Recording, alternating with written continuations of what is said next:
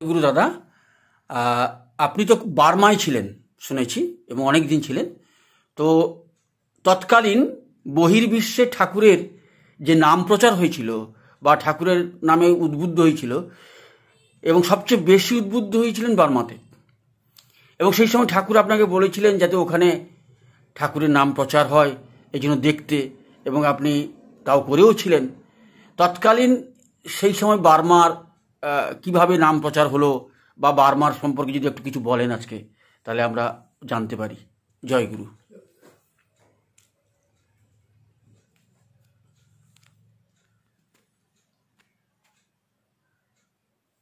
দেখুন, আমি তো রেঙ্গুনে গেলাম। দাদা তখন আমার অগ্রজ দাদা ধীরেন্দ্রনাথ রাহা, তিনি বার্মায় এজি অফিসে কাজ করতেন রেঙ্গুনে। আর যখন যাই তখন ঠিক জাস্ট কিছুদিন আগে যুদ্ধ থেমে গেছে, দ্বিতীয় বিশ্বযুদ্ধ। তখন বার্মার অবস্থা খুব খারাপ, রাস্তাঘাট নেই, জল নেই, লাইট নেই, খুব অবস্থা খারাপ। তার মধ্যে আমি যে বুঝলাম দাদার মেসে, এটা সৎসঙ্গে মেস, দাদা আমাকে নিয়ে গেল, ওই চল এক জায়গায় সৎসঙ্গ আছে, দাদার সঙ্গে গেলাম সৎসঙ্গ করতে। এটা শ্যামাচরণ নাথ বলে এক দাদা, তার একটা মিষ্টির দোকান ছিল, সেই মিষ্টির দোকানে একটা সৎসঙ্গ হচ্ছিল। সেই সৎসঙ্গে তখনকার দিনে যারা স্থানীয় সৎসঙ্গী ছিল এবং যারা পরবর্তীকালে যুদ্ধের পরেই ওখানে গিয়েছে, তারা অনেক সৎসঙ্গীরা উপস্থিত ছিলেন। তাদের সঙ্গে আমার পরিচয় করে দিতে দাদা। তারপর বিশেষ করে সুধীর সাহাদা, আরও অনেকের সঙ্গে পরিচয় হলো। সুধীর সাহাদা তিনি ছিলেন একমাত্র ঋত্বিক, তিনি বার্মা পোস্ট অফিসে চাকরি করতেন। আর তার সঙ্গে আমার পরিচয় হলো। পরবর্তীকালে তিনি, তার সঙ্গে আমি বেশি ঠাকুরের সঙ্গে ঘোরাঘুরি করেছি। এর কিছুদিন পরে আমি বার্মায় গেলাম, আমার চাকরির জন্য চেষ্টা করতে লাগলো। আমার 5-6 জায়গাতে আমার একটা অফার আসলো, গভর্নমেন্ট অফিস, রেলে, প্রাইভেট কয়েকটা গিয়ে, তার সঙ্গে একটা আসলে স্কুলে একটা চাকরি। এখন কোনটা আমি নেব কোনটা নেব না, আমার এটা ই হলো। দাদা বললো ঠাকুরের কাছে চিঠি লেখ। তা ঠাকুরের উত্তর আসলো, তাতে লেখা হলো ঠাকুরের ইচ্ছা, মানে তিনি লিখছেন যে ঠাকুরের ইচ্ছা যে স্কুলে চাকরি ভালো। আমার কিন্তু প্রথম পছন্দ হলো না, কারণ স্কুলের চাকরি প্রথমত হচ্ছে স্কুলের চাকরি, দ্বিতীয়ত হচ্ছে বেতনও অন্য জায়গাতে কম। আমার খুব ইচ্ছা ছিল ওইখানকার পোর্ট কমিশনের চাকরিটা নেওয়া, বেতন বেশি, উপরন্তু 1 বছর মতো লন্ডনে ট্রেনিং থাকতে হবে, পরবর্তীকালে খুব ভবিষ্যৎ। দাদা বললো শোন, তোকে জীবনে যা বলি একটা কথা মনে রাখবি, জীবনে যা কিছু করবি ওই ঠাকুরের ইচ্ছাটা পূরণ করার জন্য করবি, আর ঠাকুরকে বাদ দিয়ে চলিস না। তিনি যা বলেন সেইটাই করা ভালো। দাদার কথা মতো আমি স্কুলে চাকরি নিলাম। চাকরি করে যাই, স্কুলে মন বসে না, ওই যেতাম আসতাম। স্কুলটা খুব বড় স্কুল, একটা হাই স্কুল, এবং বাংলাদেশের মধ্যে সেকেন্ড হাই স্কুল, ছাত্র সংখ্যাও বেশি, রেজাল্টও ভালো করতো, অনেক বড় স্কুল। কিন্তু সেই স্কুলে বাঙালি ছেলে মেয়ে পড়ে, ইন্ডিয়ার সব প্রভিন্সের ছেলে মেয়ে পড়ে, বার্মার ছেলে মেয়ে পড়ে, ওই জায়গায় সব এটা কসমোপলিটন স্কুল। তা আমি স্কুল থেকে রোজ আসতাম, আমার থাকতাম স্ট্রিটে, তার কাছেই পোস্ট অফিস, জিপিও, ওই জিপিওতে সুধীরদা চাকরি করতেন। সুধীরদা আমাকে বলতেন চলো, রোজ বিকেলে আসতেন আমার সঙ্গে। উনি বেড়ে বিভিন্ন বাড়িতে সৎসঙ্গ হতো, এক একদিন এক এক জায়গায় যেতাম, সেতে ওনার সঙ্গে পরিচিত হয়ে গেলাম, এবং যারা সব সৎসঙ্গে দাদা মায়েদের সঙ্গে খুব পরিচিত হয়ে গেলাম সেইতে। তা এই সময় আমাদের ওইখানে, কারণ যেমন রেঙ্গুনে আমি গেলাম, মানে বহু সৎসঙ্গে, মানে খুব বেশিরভাগ সৎসঙ্গীরা তারা ঠাকুর দর্শন করেননি, হয় যুদ্ধের সময় দীক্ষা নিয়েছেন এবং যুদ্ধের আগেও দীক্ষা নিয়েছেন, কিন্তু ঠাকুর দর্শন হয়নি। আমি ঠাকুর দর্শন করে গেছি, ঠাকুরের সঙ্গে কথা বলেছি। আমি একবারই গেলে আমার কাছে ঠাকুর সম্বন্ধে জানবার মানে খুব আগ্রহ দেখাতেন, খুব আগ্রহ দেখাতেন। এবং আমিও খুব যত্ন করে আমার খাওয়াতেন টাওয়াতেন বসাতেন। আর আমিও সেই ইয়েটা আস্তে আস্তে ওদের খুব পরিচিত হয়ে গেলাম, ঠাকুর সম্বন্ধে বলতাম আমি করতাম। কিন্তু মনে মনে আমার একটা অবস্থা হলো, আমি আর ঠাকুর সম্বন্ধে কী জানি, ওই বয়স পর্যন্ত আর কতটুকু জানি। আমার তো সত্যি কথা বলতে স্টক করে গেছে। কিন্তু ওরা যুদ্ধের সময় থেকে থেকে নানা ঘাত প্রতিঘাত মানে বিপদের মধ্যে কেমন করে ঠাকুরের করুণা লাভ করেছে সেই অভিজ্ঞতাটা প্রায় বলতো। কিন্তু আমার তো তেমন কোনো অভিজ্ঞতা নেই, আমি তো শুধু ঠাকুর দেখেছি, ঠাকুর সঙ্গে কথা বলছি, সেই কথাগুলোই বলতাম। কিন্তু দেখা যায় যে ওদের কাছে একটু বাহাদুরি নেওয়ার জন্য আমি বানিয়ে বানিয়ে অনেক অলৌকিক ঘটনা বলতাম, যে এই হচ্ছে ঠাকুরের বাইরে বেসেছি। কিন্তু ওরা যেগুলো বলতো সেগুলো কিন্তু সবটাই সত্যি। তো যাই হোক, এমনি করে চলতে চলতে অনেক কাহিনী। এই সুজিতদার সম্বন্ধে কিছুটা বলছি। সুজিতদা অরিজিনাল বাড়ি ছিল পাবনা হিমায়তপুরের কাছাকাছি ওদের একটা গ্রামে। সুজিতদা যখন পাবনা কলেজে পড়তেন সেই সময় ওনার দীক্ষা হয়, এবং খুব অল্প বয়সেই ওনাকে ঠাকুর পাঞ্জা দিয়েছেন। তারপরে যখন চাকরি পেয়ে বার্মার দেশে আসলেন, যুদ্ধের অনেক আগে, তারপরে তো বার্মায় চাকরি করতে থাকতেন। তারপরে সেই সময় যখন যুদ্ধ আরম্ভ হলো, মানে রেঙ্গুনে যখন প্রথম বোম পড়ে, জাপান যখন প্রথম বোম ফেলে, ঠিক সেই সময় ঠাকুর কিন্তু অনেক আগের থেকে মানে যুদ্ধবাধার কয়েক বছর আগের থেকে ঠাকুর সবাইকে বলতেন বার্মা ছেড়ে চলে আসতে।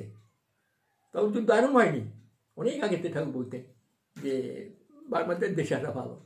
তা কেউ শুনিছে কেউ শুনি নেই। আমাদের যিনি একজন বিশেষ করে বুড়িজন চ্যাটার্জিদা, তিনি ওখানে রেঙ্গুনে খুব বড় ব্যবসা করতেন। তিনি কিন্তু ঠাকুরের কথা মতন ওই যুদ্ধবাধার অনেক আগে দিয়ে এবং আশ্রমে আপনাকে ঘর বাড়ি নিয়ে ছেলে পেলে নিয়ে থাকতেন। আরও এমন কয়েকজন চলে আসেন, আর বেশিরভাগ লোক আর আসেনি। ও কবে যুদ্ধ হবে না, তারপর যুদ্ধপাত হলো, তখনও কিছু কিছু লোক যেতে লেগে কেউ থাকলো না। এই সময় যখন প্রথম বোম পড়ে, যেদিন পড়ে সেই দিনে লোকের টর্ফন হলো, তখন ছোটাছুটি করতে আরম্ভ করলো, চারিদিকে চলে আসতে কী করে। কিন্তু লাস্ট যে জাহাজ, এই জাহাজে ওনার স্ত্রী পুত্র পরিবারকে পাঠায় দিলেন দেশে। ওনাকে ছুটি অ্যালাউ করেনি পোস্ট অফিস থেকে, সুতরাং উনি থেকে গেলেন। কিন্তু দেখা গেল উনি পরিবার চলে আসছে, অনেকে পরিবার আসছে, অনেকে থেকে গেছে, তারা নিজেরা নানা কারণে আসতে পারেনি সেই। তো উনি থেকে গেলেন।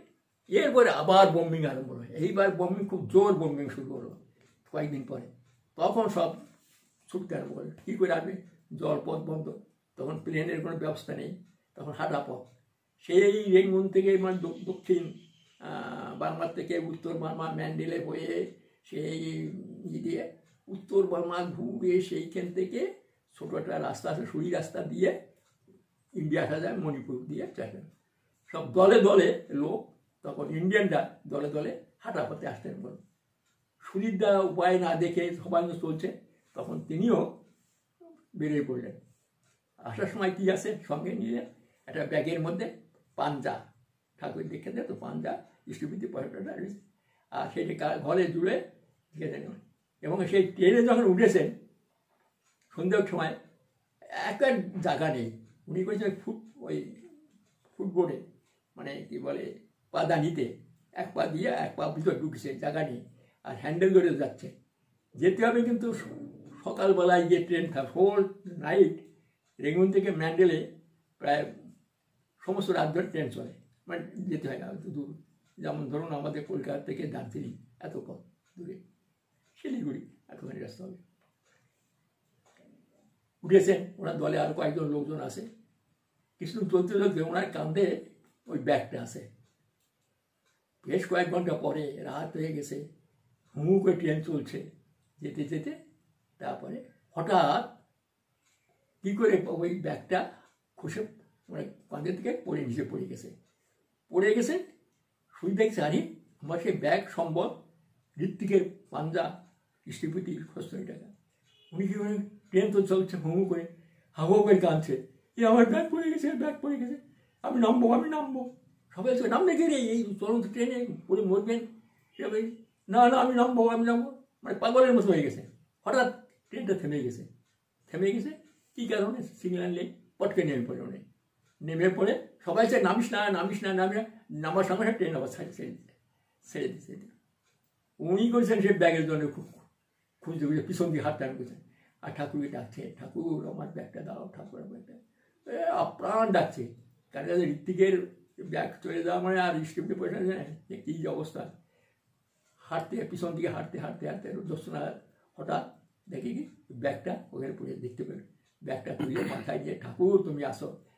এইবার ফিরতে পাশে স্টেশন ছিল, বাসে ওইখানে গাড়ি থেমে আসে, স্টেশনে গাড়ি থেকে থামিয়ে চলে গেছে।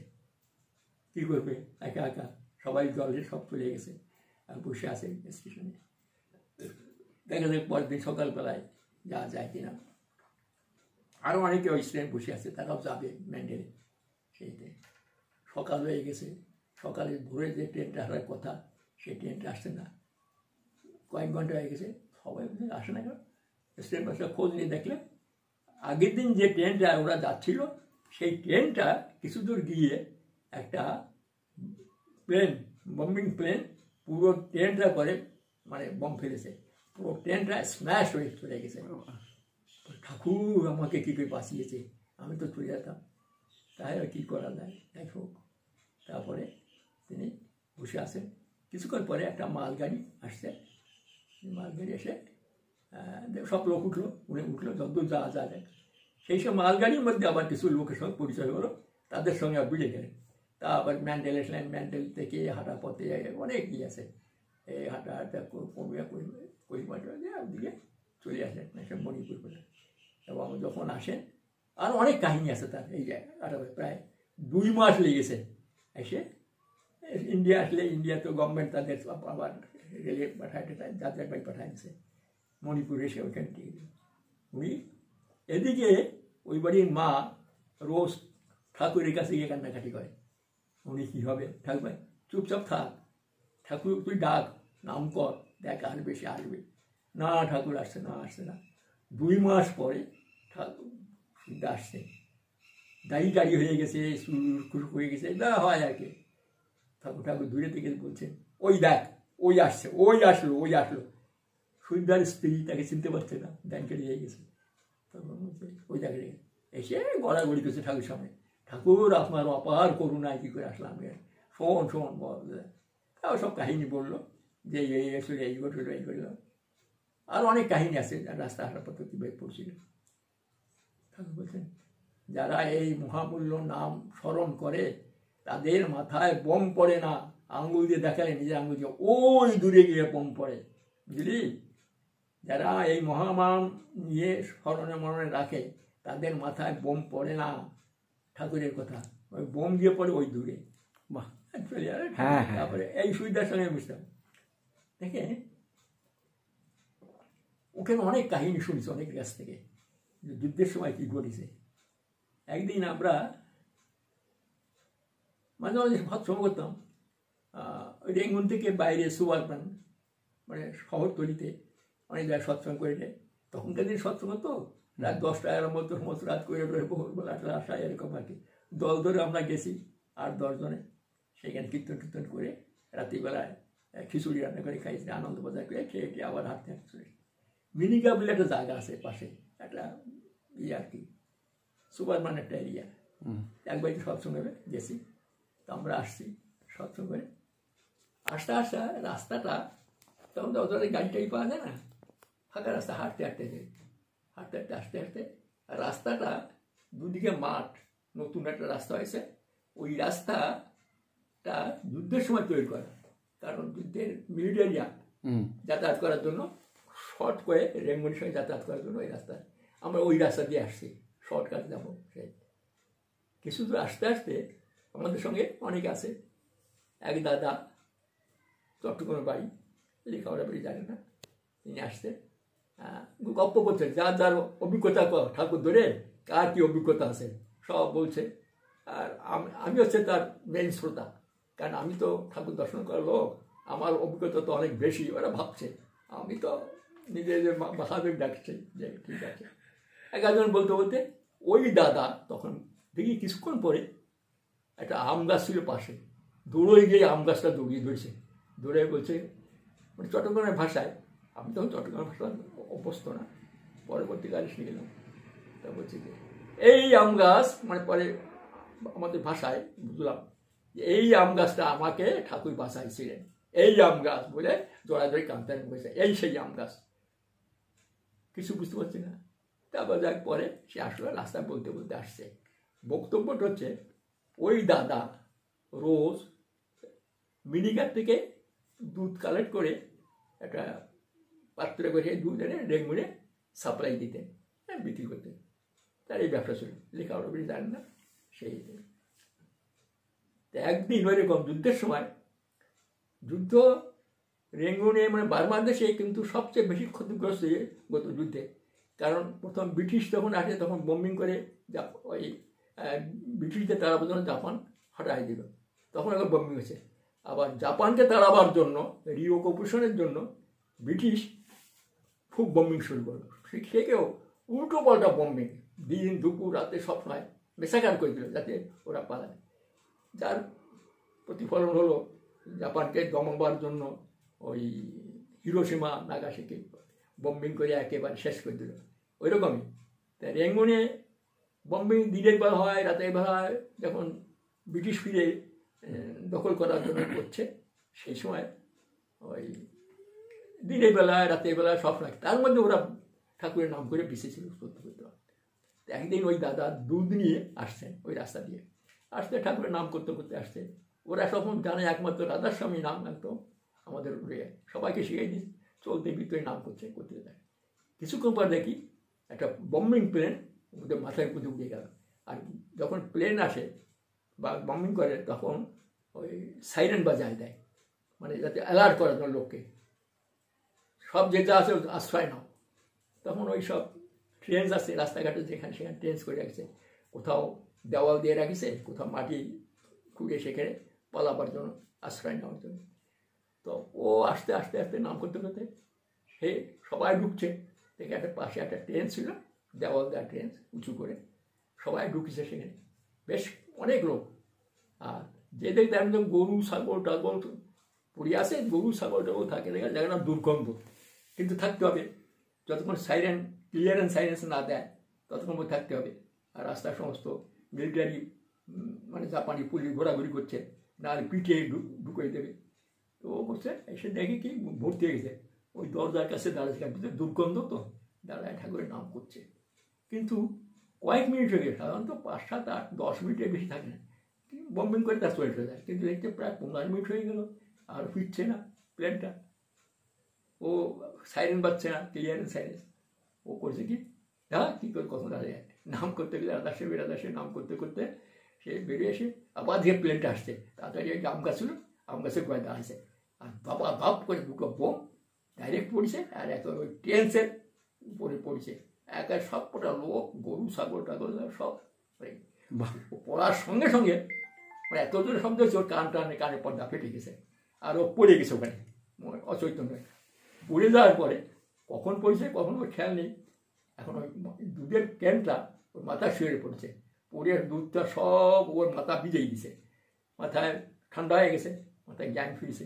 জ্ঞান ফিরে দেখে ধোয়া ধোয়া ধোয়া ধোয়া চারিদিকে। আর তার মধ্যে জাপান যে রেস্কিউ পুলিশ, মানে উদ্ধার করা যে পুলিশ থাকে, তারা এক দল এসে ওই 2-3খানা ট্রাকের মধ্যে যুদ্ধের সময় অবস্থায় মরা, হাফ মরা, বেড ফেড যা আছে সব তুলে নিয়ে একটা সমুদ্র জলে ফেলে দেয়। ওরা হাসপাতাল আর ইয়ে নেই, বোধ থাকে না, কে নিয়ে যাবে কাকে হাসপাতাল, তো তুলছে ওই যা আছে সব যেতে ওদিকে রাস্তাঘাটে। দুটো পুলিশ দেখছে ওদিকে আসছে, আর ওর জ্ঞান ফিরে গেছে, জ্ঞান ফিরে উঠে বসছে। পুলিশ দুটো দিন তো বেশি আছে, যা গিয়ে এরা ধরবো না, চলে গেল। হ্যাঁ, চলে ওকে আর নেয়নি। তো বলছে দেখে রাখে কৃষ্ণ মারে কি, আমি যদি ওই ট্রেন্সে থাকতাম তাহলে কিন্তু ট্রেন্সে বোম পড়তো। পরম পিতা কেন জানি না, আমার মনে হলো আমি নাম করতে করতে বেরিয়ে এলাম, আর যেই আসলো সেই আমি আম গাছের গোড়ায় দাঁড়ালাম। আর আম গাছের তখন আবার যখন রেস্কিউ যারা তুলতে আসছে তারা কিন্তু আমার তুলে নিয়েছিল, কিন্তু যেহেতু আমার তার আগেই জ্ঞান ফিরে গেছে, ওই দুধটা পড়ে মাথা ভিজে আমার জ্ঞান ফিরে, দেখেন ঠাকুর আমাকে কি করে বাঁচালেন। আমি বসে সেই দিন দেখলাম যে এরা সত্যিকারে ঠাকুর ভক্ত, ঠাকুর কীভাবে খাবে। আমার নিজের সঙ্গে ফিরল যে আর দরকার নেই এরকম। অনেক আছে সেই যুদ্ধের সময়। একদিন সৎসঙ্গ করছি, করতে করতে এরা রাজকুমার আরো দুজন এরা চুল কাটার দোকান আছে সেলুনে, সাদা হিন্দে মানুষ। ওরা যুদ্ধের সময় করতো কি, ওই যুদ্ধ হবে সেই সময় যারা সৎসঙ্গ ছিল তার বাড়ি গিয়ে গিয়ে সৎসঙ্গ করতো। তো এরকম একটা লোককে সাহস দেওয়ার জন্য ঠাকুর দর্শন হয়নি, ওটা ঠাকুর ঠাকুর করেনি। তো ওই গেছে একবার যে সৎসঙ্গ করছে, রাত্রে লাইট নেই তো, ওই কুপি জ্বালায়, মানে জ্বালায় সৎসঙ্গ কীর্তন করছে, কুপি বা লম্ফ বা ওই লম্ফ কি বলে ওই গায়ে, যাই হোক ওইগুলো জ্বালিয়ে করছে। 10-12 জনে কীর্তন টীর্তন করতে করতে করতে এমন সময় একটা প্লেন, ওটা ওগুলো ঝুপড়ি ঝুপড়ি এখন বস্তি ঝুপড়ি বস্তি বস্তি হয়ে গেছে, কারণ বোম্বিংয়ে কিন্তু বড় বাইক গাড়ি ভেঙে সব ঝুপড়ি রুপি করে সব থাকে এখন। সেইতে দেখে কি একটা প্লেন এসে হু করে ঘোরাঘুরি করছে, আর ও উত্তাল নিচে কীর্তন করছে। করতে করতে কিছুক্ষণ পরে দুটো জাপানি সোলজার এসছে, এসে বলছে এই বন্ধ কর বন্ধ কর। ওরা তো ওদের ভাষা বোঝে না, এরও ভাষা বোঝে না, এরা শুনছে না, সমানে কীর্তন করে যাচ্ছে কীর্তন করে যাচ্ছে। তারপরে রেগে গেছে, ওরা রেগে গেছে, একজন ঢোল কেড়ে নিয়ে গেছে, হ্যাঁ বন্ধ কর। আর এরা ঢুকছে মানে ওই ভাষায় আদা আদা, জাপানি ভাষা আদা, বন্ধ করো, যাই ঠাকুর আছে করো হবে না। এমন ফু করে একটা বোম ফেললে পাশে ঝুপড়িগুলো আগুন দাউ দাউ করে আগুন চলে গেছে। জাপানি দুটো বলে বসো দেখো, দেখা গেল আশেপাশে সবাই ওই জায়গাটা বোম পড়ে।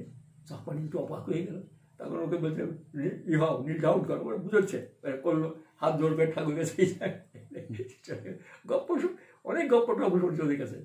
সেইটাই একটা গপ্প বলছে, সেটা আরো মারাত্মক। এই মনোরঞ্জন চৌধুরী কবিরাজ ছিলেন, ওর বাবা খুব বিখ্যাত কবিরাজ। উনি আইএসসি পাস করে, রেঙ্গুন থেকে পাস টাস করে কলেজে ভর্তি হবে বিএসসি। এই সময় নেতাজি রেঙ্গুন সিঙ্গাপুর থেকে এসে রেঙ্গুনে এসে বক্তৃতা দিচ্ছে, সবাই আসে যোগ দাও, লাইনে যোগ দাও, ই করো না। তার জ্বালাময়ী বক্তৃতা শুনে তখনকার ছেলে মেয়ে যারা ইয়াং তারা সব আইএনকে যোগ দেয়। উনি হচ্ছেন বাবার একমাত্র ছেলে মনোরঞ্জন। উনি আর শুনি আর ঘরে ফিরে চলে গেলেন আইএনকে যোগ দিয়ে, ওকে ট্রেনিং দিল, ট্রেনিং দিয়ে খুব ভালো ই করলো। ওকে আইএনএ আজাদিন ফৌজে একটা ফ্রন্টিয়ারে পাঠাই দিল। যুদ্ধ যেখানে হচ্ছে ব্রিটিশরা অকুপ করার জন্য, সেই মণিপুরের কাছাকাছি এই দিকটা যুদ্ধে সেইখানে গেল, যুদ্ধ করছে। এখন ওদের যে ব্যাটালিয়ান ছিল তার থেকে ওরা আলাদা আলাদা গ্রুপ করে ওরা চলে গেল সে সামনে, সে যুদ্ধ হচ্ছে। এমন সময় ওই রাত্রিবেলা ওরা বম্বিং করে টোরে ই করছে, আর এরা তো গরিলা ফাইট করে বের করছে। সেইতে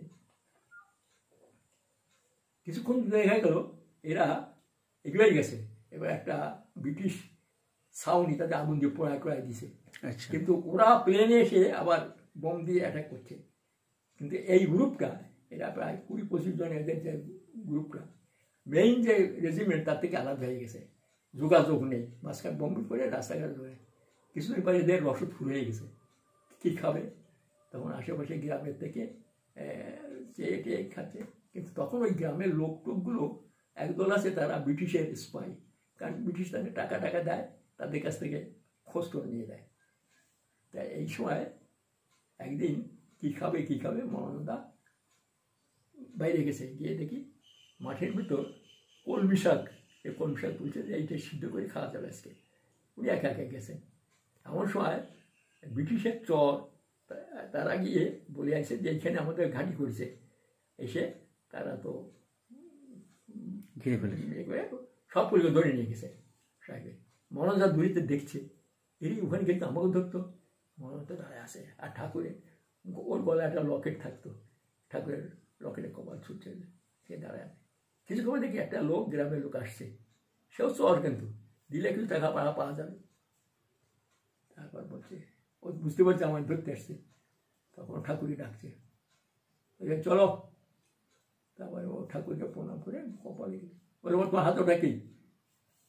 আমার গুরুদেব, বারমাসায় বলছে আমার ঠাকুর। দেখি কেন দেখে লোকটা কেমন ব্যাপার চলা দিয়ে গেছে। না, তোমাকে তুমি ওখানে গেলে তোমার ধরবে। ও কিন্তু ব্রিটিশ চর, হ্যাঁ, ওই স্থানীয় লোক, তুমি এক কাজ করে এই রাস্তাতে পালায় চলে যাও, চেনে না শোনে না, সেই উত্তর বার্মা, সে কোথায়, সেটাই প্রায় ধরুন এই সেখানে শিলিগুড়ি পারে ওপারে দোয়াপুরা পৌঁছাবে, আর এখানে রেঙ্গুনে আসতে হবে, হাঁটা পথ। তাও তুমি পালাও আগে এখান থেকে, তারপরে বলছে কী যাবো, চলো আমার সঙ্গে চলো। তখন রাত হয়ে গেছে, অন্ধকারে ভাই একটা বলে এই পথ দিয়ে যাও, এখানে গিয়ে ভাত পাবো, আমি বাদ দিয়ে তুমি হাঁটতে চলে যাও। ঠাকুরের উপর ডাকতে একটু আসতে উৎসব দিয়ে চেনে না শোনে না, সেই উত্তর বা জঙ্গলের মধ্যে হাঁটতে হাঁটতে হাঁটতে হাঁটতে তারপরে ও প্রায় 2 মাস হাঁটা পথে রেঙ্গে এসে পৌঁছল। ওর অনেক কাহিনি, কোথায় কে চেখে দিয়েছে, কে দেয়নি, কাকে দিয়েছে, ও অনেক গপ্প টপ্প দিয়েছে। তখন এইরকম হয়ে গেছে, সিকলি হয়ে গেছে। বাড়িতে যখন এখনও দেখে ওর বাবা তার আগে মারা গেছে, ওর ইসের ভাই জানে না, ওর বাবা ওর মা আছে, সেই ওর কাছে অনেক কাহিনী শুনেছি যে তখন কেমন করে। এবং নেতাজি একদিন নাকি ওদের বয়সে নেতাজি বক্তৃতা দিয়েছে, ব্যবসায় জাপান মানে ব্রিটিশ প্লেন ঘুরে করবে, সবাই বলছে নেতাজি বলছে আপনি যান, টেন্টে ঢুকে যান, কারণ বাইরে আসে। নেতাজি না আমি বাইরে দাঁড়াবো, তোমরা ঢোকো। মানে দেখি ইয়ে ছিল, মানে দেশ মানে সবাই অন্তর দিয়ে তাকেই করতো, কিছুতেই ঢুকলো না যে তোমরা যখন আছো আমিও তোমাদের সঙ্গে থাকবো, যদি বলি একসঙ্গে, মানে অনেকে কিছুতেই করলো। অনেক কাহিনী আমি শুনতাম। সেই যুগে আমরা তখন এদের সঙ্গে থেকে থেকে থেকে থেকে আমি দেখলাম যে ওই অভিনয় করে লাভ নেই, কারণ সত্যি সাধন ভজন না থাকলে, সাধন ভজন যদি না থাকে ঠাকুরকে বোঝা যায় না। দেখেছি ঠাকুর সঙ্গ করেছি, ঠাকুরের কথা বলেছি, কিন্তু এরা তো দেখিনি ঠাকুর সঙ্গ করে কী এদের ভক্তি, কী যেন সবসময় ঠাকুরকে সামনে দেখছে। এবং এক একজন এক কথা বলতো, শুনে আমি অবাক হয়ে যেতাম, সবটা সত্যি, এদের কোনো ইয়ে নেই। আর আমি যা বলতাম একটা অভিনয় করে বলতাম। তা দেখলাম যে সাধন ভজন হচ্ছে একমাত্র তাকে জানতে হবে, তাকে জানতে হবে, চিনতে হলে সাধনা ছাড়া হয় না। সেই জন্যই কেউ যদি বলে আমি ঠাকুর দর্শন করেছি, ঠাকুর সঙ্গ করেছি, আমি জানি বেশি, আমি ঋত্বিক জানি বেশি, আমি আমার কিছু ভুল। কারণ তাকে জানতে হলে ওই যজন নিষ্ঠপ্রীতি এগুলো একেবারে মানে কাটাই করতে হয়। ঠাকুর তো দেখি একটু দেখে একটু। এবার কিছুদিন থাকলাম, চাকরি মুখি করি, স্কুলে করতে করতে স্কুলে এগুলো মিশে গেল। তো স্কুলে থেকে ভালোই লাগলো, কারণ স্কুলে আমার ওই স্কুলে আমি করতাম। এবং মাঝে মাঝে আমাদের শনি রবিবার ছুটি থাকতো, এই সময় আমরা মাঝে মাঝে ওই তখন ও দেশ কিছুদিন পরে ও বার্মা স্বাধীন হলো, ইন্ডিয়া স্বাধীন হলো। তার কিছুদিন পরে 47 ইন্ডিয়া স্বাধীন হলো, 15 আগস্ট। আর ওরা হলো পরে 48-এ 4 জানুয়ারি ওদের যে স্বাধীন হলো।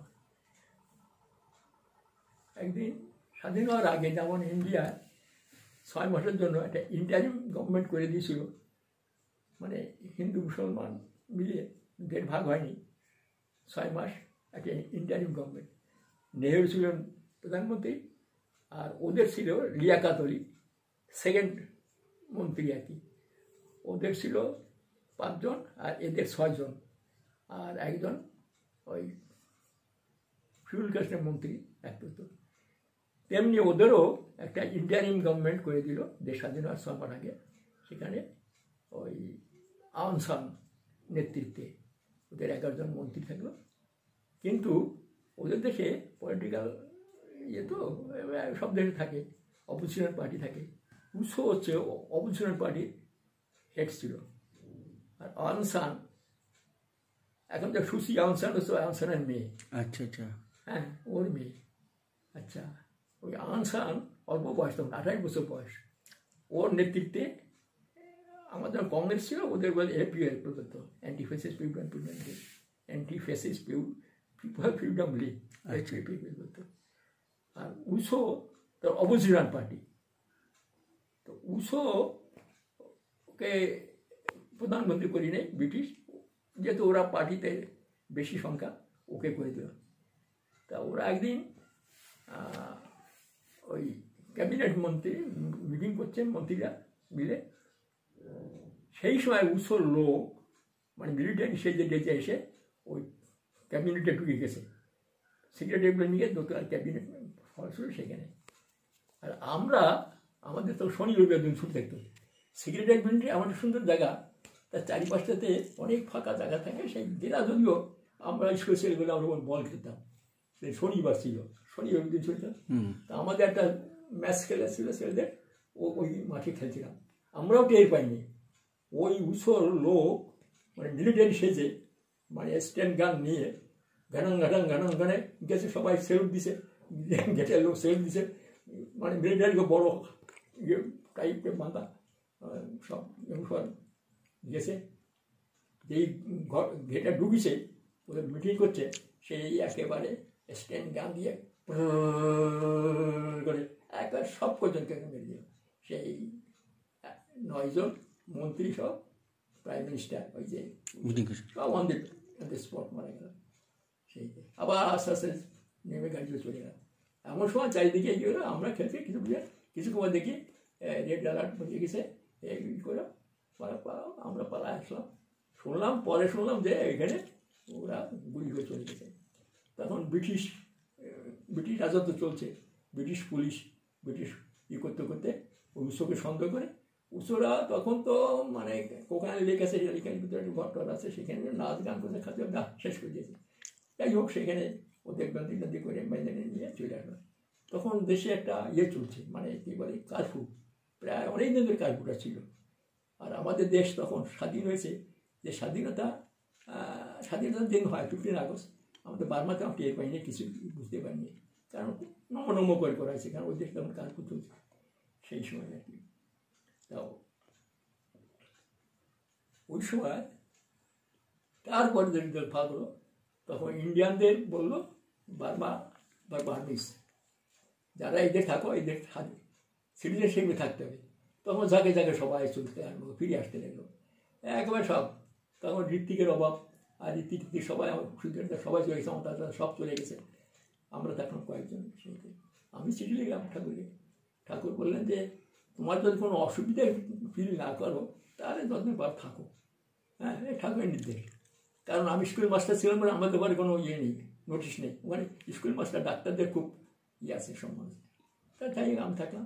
ওখানে যারা ছিল 2-4 জন ছিল, আর বাকি সব সিটিজেনশিপ নিয়ে ওরা থাকতো, আমাদের বাঙালিরা ওদের সঙ্গে থাকলে। এখন কী হবে, ঠাকুরের কাজ টাজ করি, চলি ফিরি।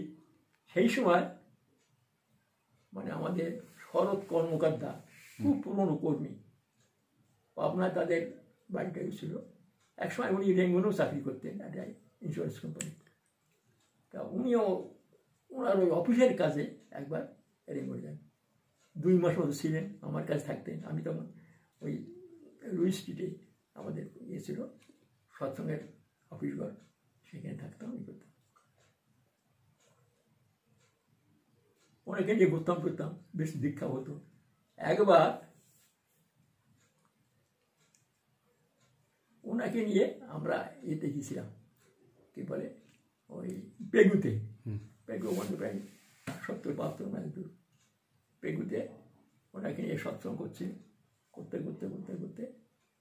স্টেশন মাস্টারের একটা গুদমঘর চলে, স্টেশনের বড় স্টেশন পেগুটা। তো ওই স্টেশনে চারিপাশে চালের গুদাম, মানে রেলের গুদামগুলো। তা ওই গুদাম ঘরের মধ্যে আমাদের সৎসঙ্গের ব্যবস্থা ছিল। অনেক লোকজন হইল, কলোনির লোকজন আসলো, বাঙালি অবাঙালি সব আসলো। তখন কীর্তন, অনেক রাত ধরে কীর্তন হচ্ছে। কীর্তন হওয়ার পরে খাওয়া দাওয়া হবে।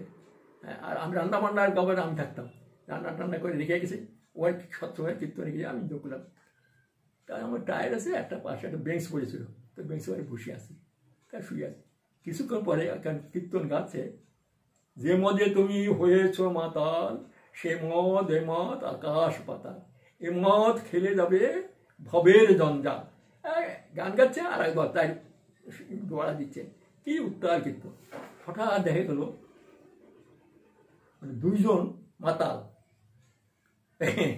এসে যে মদে তুমি হয়েছ মাতাল সে মদে মদ হাসপাতাল করতে করতে আমি পাশে একটা বেঞ্চ ছিল টায়ারে শুয়ে আছি হক যতটা তো হক কিন্তু রাতে খাওয়া দাওয়া শেষ ওইরকম হতে হতো তা দুজনে ধরেছে দুদিকে ধরে আপনাকে ওই বেঞ্চেটা আমি সে ঘুমিয়ে আছি যে মদে তুমি হয়েছ মাতাল সে মদে মদ আবার তুলছে আবার নামাচ্ছে আর আমি নড়ে গেছি নড়ে গিয়ে আমার আর মাতাল দেখলাম ভয় লাগে কি জানি আর পরে দৌড়ে গিয়ে আমি আসরে গিয়ে বসে পড়েছি ওরা দুইজন হাত তুলে যে মদে তুমি হয়েছ মাতাল ওরা মদ টদ খেয়ে আসে মাতাল করতে আমি বলি কীর্তন থেমে গেল কি হলো স্টেট বাই স্টেট তারা ধরে কীর্তনের ভাবনা বন্ধ হয়ে গেল চলে গেল সবাই মন খন্ড চলে গেল তারপরে রাত্রে আমরা খাওয়া দাওয়া করে শুয়ে পড়ি সকালবেলা চলে আসবো আমাদের শরৎদাও আছে হঠাৎ দেখি একটি মা এসে শরৎদার পা জড়ায় কাঁদতে বুঝে দাদা আমার ক্ষমা করেন কাল রাত্রে আমার স্বামী মদ টদ খেয়ে আসে এই করতে আপনি বাঙালি ক্ষমা করেন আমাদের তারপর বুঝলাম বললো যে তার স্বামী আরেকজনের সঙ্গে ডিউটিতে আসার সময় মদ খেয়েছে সেখানে গার্ড বুঝলেন গার্ড সাহেব ডিউটি আছে মদের ইয়েটা বন্ধু অভাব নেই আরেকজন নিয়ে আর ওই গান হয়েছে আর তাদের ক্ষেত্রে ফুটকি সেইতে সবাই বলছে না না আমাদের বাড়িতে চলুন এমনকি বললো যে আমার বাড়িতে একটা কীর্তনের দেন দিয়ে দিয়ে কেউ রাজি না সবাই চলে যাবে রয়ে তারপরে আমি দেখছি মাটি খুব কাটাকাটি করছে আমি শহর থেকে বললাম সর্দা থাকেন সর্দার সময় রাজ্যতে যাই না তারপরে আমার কথা মতো সর্দা আর আমরা তিনজনে চারজন বাকি সবাই না থাকবো না ওরা ভোরের ট্রেন ধরে রেঙ্গুলে চলে আসলো সেই বাড়িতে রাত্রিবেলা মাটি মানে গোবর টোবর দিয়ে মঠন পরিষ্কার করে নিষ্ঠার সঙ্গে ইটি করে ভালো সৎসঙ্গ হলো ওই বাড়ির মা এবং ওই দাদা তার ছেলে মেয়ে নিয়ে সৎসঙ্গে দীক্ষা হলো দুপুরবেলায় রাতের বেলায় 42 জন লোক ওই দীক্ষা আর কী করে ঠাকুরকে বোঝায় যে দীক্ষা নিয়ে চলে যায় পরবর্তীকালে দেয় না ও পরবর্তীকালে নিরামিষ তো সুস্থ নিয়েছিল এবং ওনার আয়োজনে আমরা 3-4 বার সৎসঙ্গ করছি ওনার ডিউটি মৌলমিন পর্যন্ত ছিল মৌলমিন একটা রেল লাইন আছে সেই মৌলমিনে অনেকবার গেছি সে ভালো সৎসঙ্গী তখন তিনি একজন হ্যাঁ তার পিছনে ডাক্তার ছিলেন অনেক কাহিনী আছে ওই পেগুর ঘটনা একটা বলছি একবার মাঝে মাঝে আমাদের একজন গুরুভাই ছিলেন ধীরেন বিশ্বাস আমরা জানতেন না আমার নামও সই করতে পারতেন না যুদ্ধের সময় দীক্ষা দিয়েছেন ঠাকুরগত প্রাণ একদম ঠাকুরগত প্রাণ উনি করতেন কি মাঝে মাঝে এখানে ওখানে সৎসঙ্গ রেডি করতেন আর খোল কর্তা কীর্তনিয়া যা দরকার উনি কালেক্ট করতেন করে আমরা ট্রেনে চলে যেতাম ট্রেনে ফ্রি আমাদের কারণ ট্রেনে তিনি ওইখানে বড় একটা অফিসার ছিলেন টিএল সেন বলে তিনি আমাদের ব্যবসায় ফার্স্ট ক্লাস যাওয়ার আসা ব্যবসা করতেন কোনো অসুবিধা হতো না তা একবার এরকম আমরা প্রায় 10-12 জনে মিলে পেগুতে সৎসঙ্গ করতে যাবো পেগু একটা ডিস্ট্রিক্ট ওখান থেকে 70-72 মাইল দূর হবে মানে খুব উন্নত ডিস্ট্রিক্ট তা আমরা যাচ্ছি উঠেছি ট্রেনে উঠে এখন সে কামরাটা আমাদের একেবারে খোল কর্তার বাজা কীর্তন শুরু হয়ে গেছে ঘন্টা 2-3 থাকতে হবে তো খুব জোর কীর্তন হচ্ছে আর সবাই উঠেছে কিনা ধীরেন্দার কাজ হচ্ছে খোল করতে আসছে কিনা সব ম্যানেজ করে সবাইকে বসে একটা হ্যান্ড দিয়ে যেত তা আমি একখানা ঠাকুরের বই ওই এক পাশে বসে বসে ফার্স্ট ক্লাস ট্রেনটা তো বেশ সুন্দর কামরা একখানা বসে বই পড়ছি হঠাৎ ধীরেন্দা ওই কামরার মধ্যে একজন খুব বিশিষ্ট লোক গুহ নাম বলে গেলাম কি গুহ তিনি ব্যারিস্টার হাইকোর্টের ব্যারিস্টার তার বউ ব্যারিস্টার স্বামী স্ত্রী খুব নাম করা স্বামী স্ত্রী দুজন রেঙ্গুনের ব্যারিস্টার হাইকোর্ট কেস নিয়ে যাচ্ছে ম্যান্ডেলে কোর্টে সেখানে এটা করবে কোনো একটা কেসে যাচ্ছে সেখানে তাদের করতে হবে তো ওই ট্রেনের মধ্যে এক করে বসে আমাদের কীর্তন টীর্তন দেখছে কিছু বস ধীরেন দা লেখাপড়া জান না আর চিটাঙ্গের লোক ভাষা ওই চিটাঙ্গের কোথায় ছাড়া বুঝে না আর এরা চিটাঙ্গের লোক না ওরা কলকাতা তো ওইদিকে লোক তো যাই হোক ওখানে থাকে গুহ টাইটেল ভুলে গেছে নামটা। তো উনি আস্তে আস্তে গিয়ে তার দুজনের কাছে বসে গেছে, বসে ঠাকুরকে যাচন করছে। এখন ও তো লেখাপড়া, এরা তো কত বুদ্ধিস না, এখন নাম করা লোক, সোশ্যাল ওয়ার্কার কয়েকটা। মাঝে মাঝে তার ভাষা আসছে এরকম, আপনারা জানেন না ঠাকুর সত্যি ভগবান, তিনি এই এই ভারতবর্ষ পূর্ণভূমি, এখানে উদ্ভিদ হয়েছেন, উদ্ভিদ হয়েছেন, এখানে যদি ঠাকুরকে না ধরি না করি তাহলে তো আমার কিচ্ছু হবে না, এই করতে হবে না। ওই সব বক্তৃতা শোনে, হাত নেড়ে টেড়ে, ও এইদিকে মুখ আর ওরা দুজন আমাদের দিকে মুখ আর ওইদিকে মুখ, হাত নেড়ে টেড়ে বক্তৃতা শোনাচ্ছে ঠাকুর। সবাই যাজন করে, ও যাজন করছে একবারে সেই, কিন্তু ওরা মাইন্ডফুল শুনছে। মানে আমরা এদিকে ওরা হাসাহাসি করছে, তো ধীরেন বিশ্বাস যাজন করছে, কাকে যাজন করছে ও তো চেনে না, কাকে যাজন করছে, ওই স্বপ্নরাশি, ওরা অত লোক কত শিক্ষিত, আর এই আর ভাষা কি একেবারে সেই যে ভাষা, চলতি ভাষা, সেই কি উদ্ভিদ, উদয় হয়েছে না, উদ্ভিদ হয়েছে না একেবারে, ভাষা কি একেবারে উদাত্ত সার বলছে। ওরা তো মাইন্ড শুনছে কোনো কামে। এইটা আমাকে বলছে দাদা ওকে নিষেধ করে, বলছে আচ্ছা করছে করবো, ওরা ডিস্টার্ব করে কাজ নেই, কিন্তু ওরা শোনা পারতো না, আর চোখ থাকে চুপ করে গেল। গান করতে করতে পেকুতো আসলো, স্টেশন থামলো, স্টেশন বড় স্টেশন, ওখানে অনেকক্ষণ থামে, ট্রেনে আবার ম্যান্ডেটে যাবে ট্রেনটা। নামার পরে আস্তে আস্তে সবাই নামলো, নামার সঙ্গে সঙ্গে দেখি স্বামী স্ত্রীর জন্য নামলো, প্রায় 15 মিনিট ফলো করে ট্রেনটা। নেমে ধীরেন্দার কাঁধে হাত দিয়ে অনেক কথাটা বলছে, বলে টলে কিন্তু ওরা ট্রেনে উঠলো। আমাদের সব ধরে আছে, গেটের কাছে যে এসছে সেই ধরেছে ওকে, মাতব্বরি দেখাও, মাতব্বরি দেখাও। কে ধরেছে? আমাদের দলের লোকে ধীরেন্দাকে ধরেছে। ওরা শিক্ষিত লোক কতটা, তুমি গেছো যাজন করতে ঠাকুরকে ডোবাবার জন্য, কি মানে। আর শোনো ওরম বলছে না, ও তো কিছু বলিছে, আপনার তাও বলেননি, ওর মতো বলে আপনারা কেন করছেন। ওরা আর বেশি করো না, দিনের জায়গা চুপছে গেল। আর উৎসাহ নিয়ে আসতে আসতো, দিনের উৎসবটা বন্ধ হয়ে গেল, আর কোথাও যায় না, আর সৎসঙ্গ যায় না। ওরা এমনভাবে ধরলো ওকে যে আর ও আর ইয়ে গেল। রাত্রিরে আমরা যে বাড়ি গেলাম সৎসঙ্গ করে পরের দিন চলে এসেছে, আর দিনের দেখে খুঁজে পাওয়া যায় না, আর যায় না কোথায়। প্রায় 10-12 দিন পরে একদিন আমার এক বন্ধুর সঙ্গে ঝাড়ঘাটে জেটি আছে, ওটা পার্ক আছে, বড় পার্ক, ওখানে একটা বেশ সুন্দর জায়গাটা আছে, অনেকে বেড়াতে টেতে যায়, নদীর পাড়ে তো খুব সুন্দর জায়গা। তা আমি একদিন আমার এক বন্ধুর সঙ্গে ওই রাস্তায় ঘুরছি বিকেলবেলা, হঠাৎ দেখি কি একখানা গাড়ি এসে পটকে আমার সামনে থেমে গেল। নেমে পড়লো স্বামী স্ত্রীর জন্য। মাস্টার, আমি তো মাস্টারমশাই দেখতে, তো মাস্টারমশাই সেদিন কেমন হলো আপনার কীর্তন টীর্তন ভালো হলো, খেয়ে হ্যাঁ হয়েছিল এরকম। অনেকক্ষণ আমার কবে ফিরলেন, কি ফিরলেন, আপনাদের দল তো খুব ভালো কীর্তন দেয়। কিছুক্ষণ ওই বাড়ি মা কি বলছে, আচ্ছা ওই আমাদের সঙ্গে যিনি কথা বললেন উনি কী কাজ করেন। আমার একটু লজ্জা করছে। আর না, ওনার করেন ওই স্টেশনে একটা পানের ঘুমটি আছে, পানের কী করে ওই খিলিবেন এটা বেঁচে আছে, পানের ঘুমটি করেন। এতটা জ্ঞানী লোক, ওই পানের ঘুমটি উনি বলতে বলে দাদাটি বলছে সত্যি অদ্ভুত জ্ঞান তার, আপনারা সত্যি অদ্ভুত জ্ঞানী লোক হয়ে বলছে বারবার অন্তর দিয়ে। আমার দুই চোখ ফেটে জোর আসছে, ধীরেন্দা মানে ধীরেন্দা এটা কী বললো আর কি জানে, ওদের প্রত্যেকটা ভিতরে নিয়ে গেছে। আমি ঘরে এই সবাইকে বলছি তোমরা তো এই করে দেখলে, তখন ধীরেন্দা কোথায় থাকেন আমরা দেখে, আর দিন দেখো খোঁজ নিয়ে গেল, ধীরেন্দা জানেন তো তাহলে ধীরেন্দার যাজনে তার দীক্ষা নেই, বুঝলেন, মানে স্বামী স্ত্রী সেই যে পাঠাই দিলাম জানো ওরা আপনার করছে, যাতায়াত করতে করতে ধীরেন্দার যাজনে পরবর্তীকালে ওরা দীক্ষা নেই। সুতরাং যাজন ওটা হচ্ছে গিয়ে পার্ট অফ লাইফ, অন্তর দিয়ে ঠাকুরকে বুঝে সেইটুকু বুঝে কোথাও বলেন তাই সাইজে বুঝে কিছু বলা লাগে না।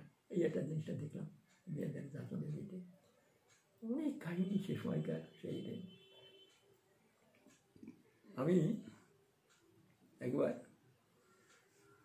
মাঝে মাঝে আমার বছরে সামার ভ্যাকেশন হয়, সামার ভ্যাকেশন হয়, প্রথম তো জাহাজে আসতাম, জাহাজে যেতাম, কী করতাম, পরবর্তীকালে যখন প্লেনের সুবিধা হলো তখন আমরা রিসার্চ কনসেশন পেতাম, আমাদের ভালো কনসেশন দিত, যেহেতু সব বহু টিচাররা বার্মায় চাকরি করে তো তার দেশে আসে। তা আমি ওই কনসেশন করতে বলছি সামার ভ্যাকেশন, এপ্রিল মে 2 মাস সামার ভ্যাকেশন থাকতো। প্রথমে জাহাজে যেতাম, তারপরে প্লেন যাতায়াত করে আসতাম। এমন সময় তখন দেওঘরে আমাদের ওই কি বলে উৎসব আর হয়ে যেত, ওই উৎসবে লোক টোক দিয়ে যেতাম। সেবার আমি এসছি, আমার দাদা তখন ডিবিসি চাকরি দুর্গাপুরে, সেই দুজন গেছি ঠাকুরকে। ঠাকুর বলে এই না, তার আগের বছর আমি আমার মাকে, তখন এরা দেশে ছিল, মা সব দেশ ভাগ হয়েছে, কিন্তু আমাদের বাড়িতে আমার বোন, কত বোন, পিস্তা বোন, আর 5-6টা মেয়ে, 4-5টা মেয়ে বিবাহযোগ্য, কিন্তু ওকে নিয়ে মুসলমানদের তখন আর অ্যাটাক করছে, চারদিকে গিয়ে কী করে থাকা যায়, খুব চিন্তা। আমি এলাম, এসে বাড়ি গেলাম, বাড়ি গিয়ে মাকে নিয়ে চলে এলাম ঠাকুর বাড়িতে। ঠাকুর বাড়িতে এলাম, ঠাকুর মা সেই সময় ওই নানার সময় বাংলাদেশ থেকে ডিমা শাক, তারপরে ডালের বাসি, অনেক রকম ওই লটকন নিয়ে চলে এসে থানকুনি পাতা এঁটে মাকে যখন গেলাম, মা কি আনছিস, তো বলবো তোফা মা, যা বড় বউকে দিয়ে আয়। তো ঠাকুরকে দিয়ে আসলো সেইতে। ঠিক আছে, পর দিন মা ঠাকুরকে বলছেন, বাবা ওখানে থাকা তো খুব অসুবিধে, বাড়িতে বিবাহযোগ্য কয়েকটা মেয়ে আছে, কিন্তু চাইদিকে যে মুসলমানদের যে ইয়ে কী করবো বুঝতে পারছি না। ঠাকুর বলে ওদের বিয়ে দিয়ে তোরা চলে আয় এখানে। ঠাকুর সোজা কথা। মা বলছে ওদের বিয়ে দিয়ে বললে গিয়ে হয়, ও 4-5টা মেয়ে কোথায় সম্বন্ধ দেখবো, কোথায় ই করবো, আর চেষ্টা করবে হয়ে যাবে নেই, একটু ক্ষতি হয়ে গেল।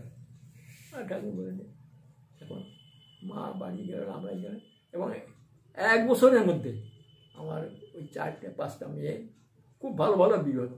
বিয়ে হওয়ার পরে মা সবাইকে নিয়ে কিছু থাকলো ওখানে, কাকাটা কয়েকদিন, আমার মেয়েদের নিয়ে সব চলে আসলো যেতে এই দেশে। প্রথম বাসা বাড়াতে থাকে, তারপরে সামনে করে ছিল।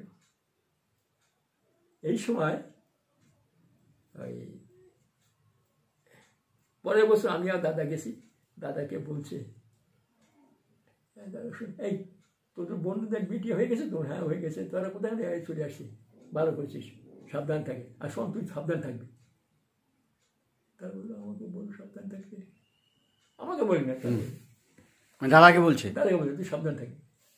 আমি ছুটি হয়ে গেছে, তখন আমরা এই দেশে চলে আসি, ওই ইয়েতে থাকতাম সামনা করি।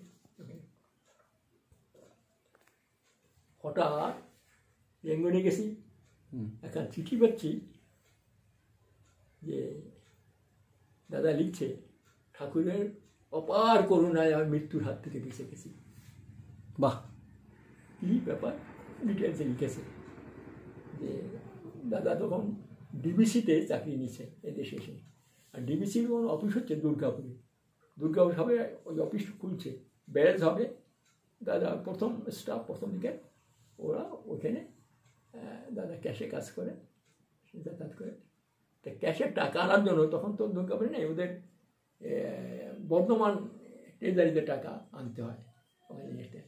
তো সেদিনে দাদা, 2জন সিকিউরিটি, আর একজন দাদার অ্যাসিস্ট্যান্ট, তাকে নিয়ে একটা গাড়ি করে ড্রাইভার, ওরা ওই জিটি রোড দিয়ে সে টাকা নিয়ে ফিরে যাবে।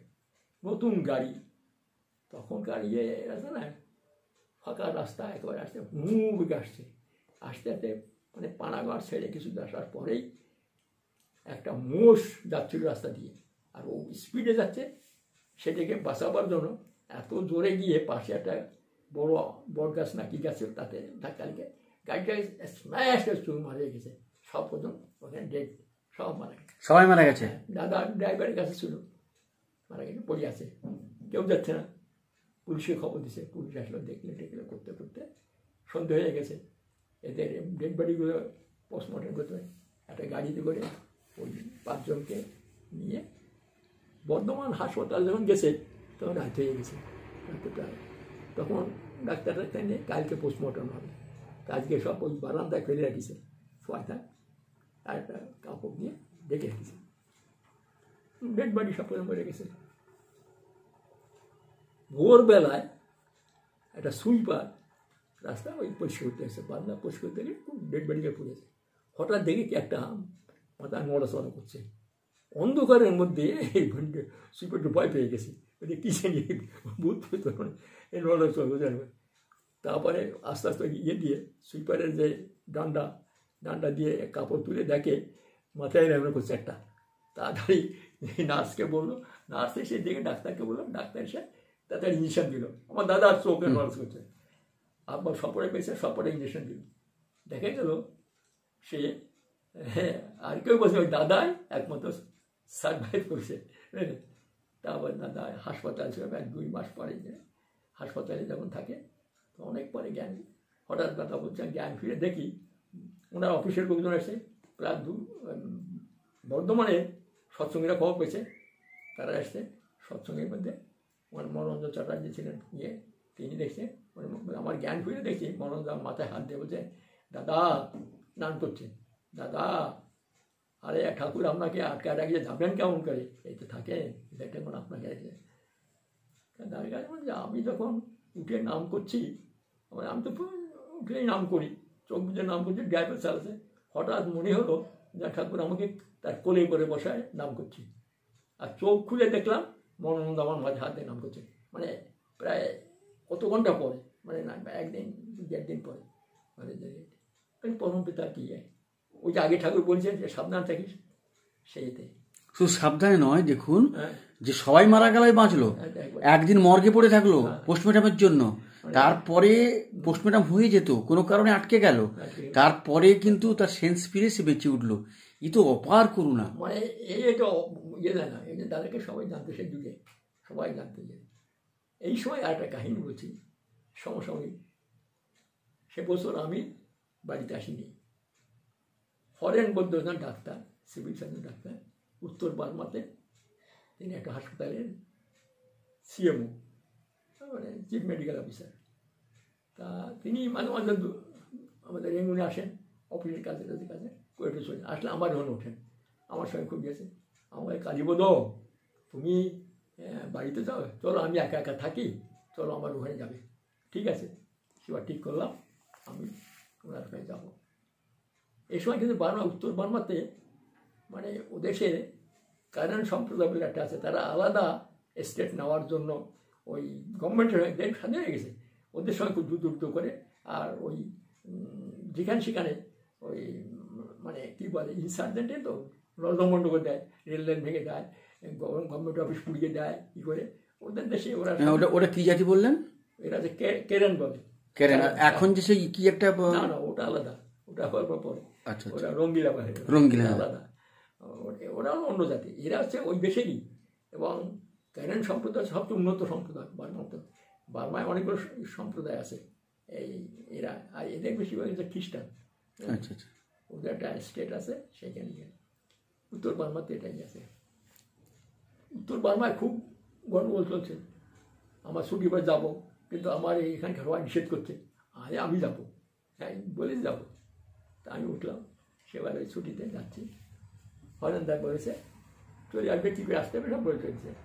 ট্রেনে উঠেছি, ট্রেনে ওঠার পরে দেখি আমার পাশে স্বামী দুটো, একটা মেয়ে একটা মা, বার্মিস, তারা আছে, আমি আছি, আলাপ করতে করতে দেখলাম ওই মেয়েটি ইউনিভার্সিটিতে ইংরেজি প্রফেসর, মা সঙ্গে থাকে, ওদের ব্যান্ডেলের বাড়ি, ওদের ছুটি হয়েছে, ওরাও যাচ্ছে, গল্প করতে করতে যাচ্ছে।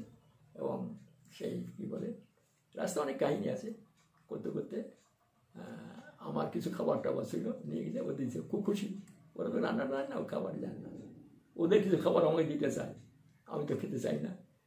বলি কেন? বলে দেখো আমি তো এরকম আমরা কোথাও বাইরে খাই না। তোমার মা বলছে ও তুমি ইন্ডিয়ান ব্রাহ্মণ না, যা শুনেছি ইন্ডিয়ান ব্রাহ্মণ না, মাছ টাছ খায় না, কিছু খায় না। আরে না আমি ব্রাহ্মণ না, আমি বললাম ঠাকুরের কথাটা বললাম, আচ্ছা। আমরা টাঙ্গু বলে একটা জায়গা আছে, সেখানে ট্রেন থেমে যাবে, পরের দিন রাত্রিবেলা ট্রেন চলবে না, রাত্রিবেলা ওই ট্রেনটা উড়াই যায়। তা ঠিক আছে, রাতেই থাকলাম।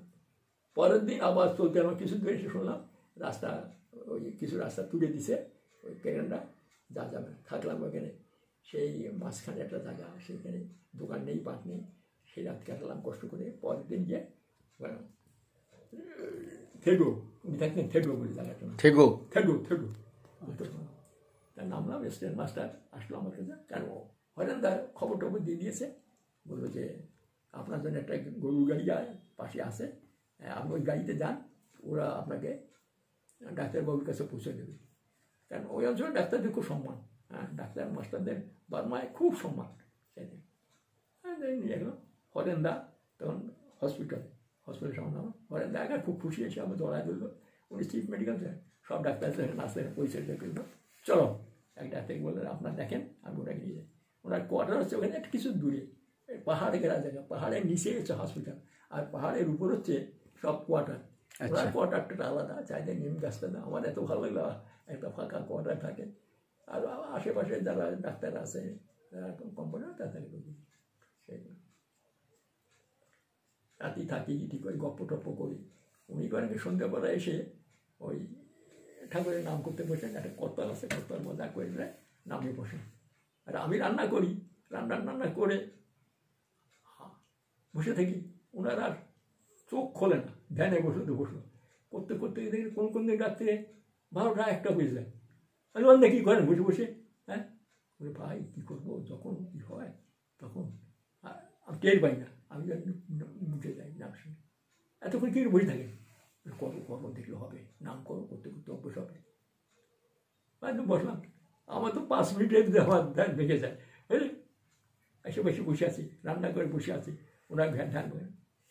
তারপরে অনেক কথাটা বলে, মানে সব কী করে দেখতে পায়, শব্দ জ্যোতি আর দূর গপ্প টপ্প আমি কত করি, আমার হয় না, করো করলে হবে কেমন।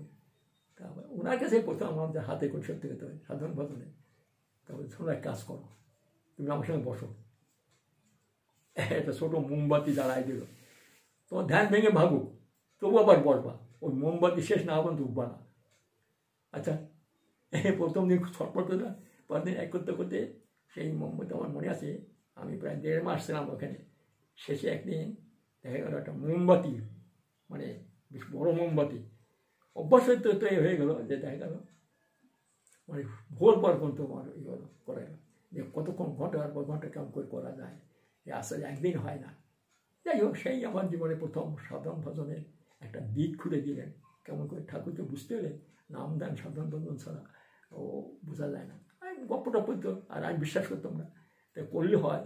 যাই হোক, আমার জীবনে সে কথা আমি বলতে চাই না। ওই আমার জীবনে উনি আমার হাতে করি কী করে সাধারণ ভজনে করতে, প্র্যাকটিস করতে হবে। তা ওখানে ছিলাম। আর মাঝে মাঝে ওই ইনসার্জেন্টরা, জ্যোৎস্না থেকে ইনসার্জেন্টরা করে কি, অনেক দূরে একটা পাহাড় আছে, সেই পাহাড় থেকে গুলি চালায়, লোকালিটি আছে এই দিকটা, এদের গুলি চালায়। আর তখন করবে এই তাহলে বসবো, বাড়ির সামনে টেন্স কাটা আছে, মাটির নিচে বসতাম, এই খাওয়া দাওয়া বন্ধ করে দিলাম। দিনের বেলায় কিছু না, রাত্রিবেলা জ্যোৎস্নাতে বেশি হতে। একদিন ওনার হসপিটালের একজন কম্পাউন্ডার, এরা পৌন সম্প্রদায়, তার মানে মণিপুরের সম্প্রদায়, মণিপুরি এরা কোনো এক কালে গিয়ে বার্মায়, মানে ম্যান্ডেলের ওদিকে এরা একটা সম্প্রদায় ওইখানে আছে। এরা কিন্তু এখনো হিন্দু, গৌরঙ্গদেবের পুজো করে। হ্যাঁ, বার্মা কথাটা বলে বার্মা ভাষায়, কিন্তু মাছ টাছ খায় না, একেবারে বৈষ্ণব। আচ্ছা, দেখলাম ওদের।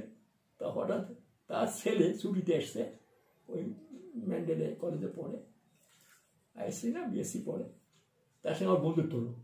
সে কোথাও চলো একবার দেখবে, চলো ম্যান্ডেল দেখবে, ওখানে একটা আছে মেমিও বলে একটা পাহাড়ের শহর আছে, মেমিওটা প্রায় আমাদের দার্জিলিংয়ের মতো, ওখান থেকে প্রায় 3 ঘন্টা উপরে, ওই পাহাড়ের উপর।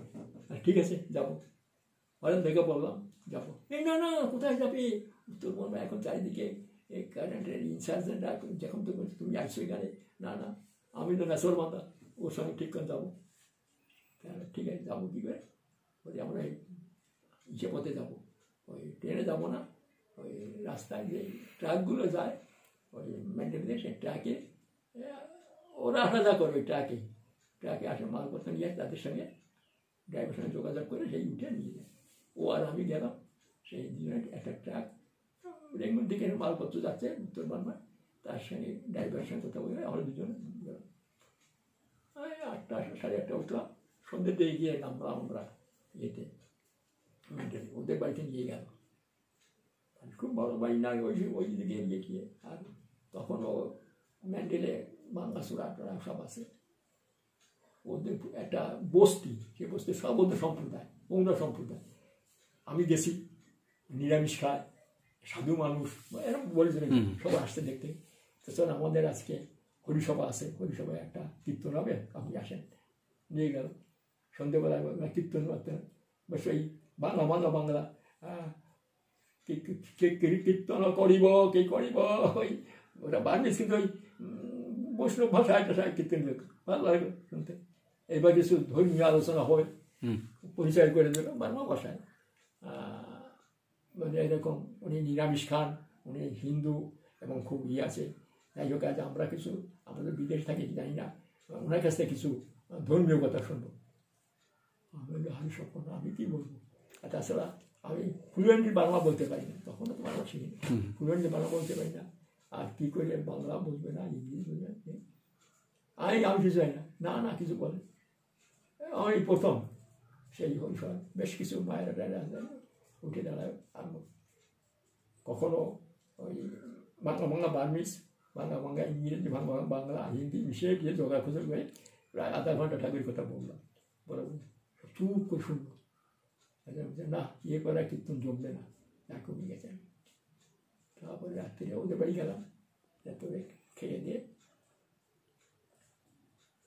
শুয়েছি। সকালবেলা দেখি আবার আর দুজন এসছে, তারা কিছু কথা বলতে। এখন হচ্ছে আমি তো ঠিক ক্লিয়ার করতে পারছি না, একটা ভাষা ভালো জানে তো ওরা ওর এসব ভালো বোঝে না, ওরা বার্মিজ ছাড়া বোঝে না। তো আমার বাংলা চোরা বার্মিজে বইয়ে করে তারপরে পরের দিন গেলাম মেমুতে, ওই প্রায় শিলিগুড়ির থেকে যেমন দার্জিলিং ওইরকম প্রায় 5টা থেকে লাগে উপরে উঠতে। মেমুয়ে টেমুয়ে ঘুরে ঘুরে ওইখানে একদম সৎসঙ্গে হয়ে পরিচয় হলো। সে একজন ডাক্তার মেমুয়ে থাকে, সে যত্ন করে তার বাড়িতে দুপুর বানিয়ে খাওয়া থাকে, আর বিকেল নিয়ে আসলাম। পরের দিন আমরা মেন্ডেলের সব ঘুরে ঘুরে দেখলাম। পরের দিন আমাকে আবার ও তুলে দিল একটা ট্রাকে, সেই ট্রাকটা মানে সিমের বিচি ভর্তি। ওদের সিমের বিচিটা খুবই হয়, আমাদের বাদাম ভাজা বিক্রি করে, ওরা ওরা বলে পেলো বলে, পেলো ভাজা, ওই বাদাম ভিজে ভিজে বিক্রি করে, ছেলেবেলা খায় ঠাকুর। ওই ভর্তি সব সিমের বিচি রেঙ্গুনে নিয়ে আসছে। কি বিচি? সিম, সিম, সিমের বিচি। সিমের বিচি। আচ্ছা আচ্ছা আচ্ছা। উঠলাম, সামনে চালাচ্ছে ড্রাইভার, চলতে চলতে আসছে, আস্তে আস্তে খুব জোরে আসছে। কিছুক্ষণ পরে একটা চাকা পাঞ্চার হয়ে গেছে। পাঞ্চার করতে হচ্ছে সেখানে আর কয়েক ঘন্টা লাগলো, নতুন বাঁকা ট্রাকটা রসুন লাগা একটা গায়ে করতে। আর বলছে আমি তত জোরে চালাচ্ছ কেন? বলে না, সন্ধ্যের আগে আমাকে ওই একটা নদী আছে, ওই নদীটা পার হতে হবে, ব্রিজটা খুব প্রখ্যাত ব্রিজ। বলে ওই নদীর ব্রিজটা পার ওপার পেলে ইয়ে থাকবো, আর এপার পর্যন্ত খুব তা কী করবো জানি না, এই সময় নষ্ট হয়ে গেল, ইয়েতে কী করবো। কিন্তু যেতে যেতে ঠিক এমন সময় যখন পৌঁছলাম, তার কিছু আগে নদীটার ওই ব্রিজটা গেট বন্ধ হয়ে গেছে। ছোট নদী, বলবো না, কিন্তু খুব খরস্রোতা নদী। ওপারে সিভিল, আর এইবারে সে ইনসার্জেন্টদের ঘাঁটি, একটা পাহাড়ে, ছোট একটা পাহাড়ের মতো আছে, এই পাহাড়ে এবার ওরা থাকে। এরা করে কি মাঝে মাঝে ওই পারে, ওপারে মিলিটারি পুলিশ আছে, আর এপারে এরা মাঝে মাঝে ওই গুলি চালায়। ওরা ওইটাকে দখল করার জন্য, ওই ব্রিজটা দখল করার জন্য প্রায় চলে। হ্যাঁ, আর এরা সমস্ত দিন থাকে, রাতের বেলা বেশিরভাগ আসে, 10-8টায় বেশি। ও গিয়ে এখন মাথায় হাত ধরেছে, ড্রাইভার কী করবে? খালাসি বলছে কী করা যায়? তা বলছে যে ওরা কি নিজে নিজে কি বললো, বলেছে বাবু এখন কী করে চলে, গাড়িটা পিছন দিল, নিয়ে একটা ফাঁকা, অনেক দূর ফাঁকা, কতগুলো আম বাগান আছে, আম বাগানের মধ্যে মাঝে মাঝে টেন্স কাটা আছে। হ্যাঁ, গুলি গেলা চলে, টেন্স কাটা, লোকজন আর বসতে নেই। বাবু শোনো, তুমি এই রাত্রিবেলায় টেন্স হয়ে থাকো, আমরা ট্র্যাকটা নিয়ে ট্র্যাক থাকলে ট্র্যাকে লুটপাট করে আসবো ওরা সব ধরে সবাইকে গুলি টুলি করে বের করবে। তুমি এখানে থাকো, আমরা যাচ্ছি, কাল সকাল বয়সে তোমাকে নিয়ে যাবো। আচ্ছা, আমি বলছি না, আমি তো তোমার না না যেও না, আমরা কোথায় থাকবো, তুমি ভয় পেও। ওরা বললো ভেতরে গেলাম, টেনশন থাকি, রাতে ফাঁকা মাঠে সেই মতো কেউ নেই, লোক নেই, জন্য কী করবো, তার সঙ্গে নাম করছি। রাত প্রায় 11টা 11:30 বাজে।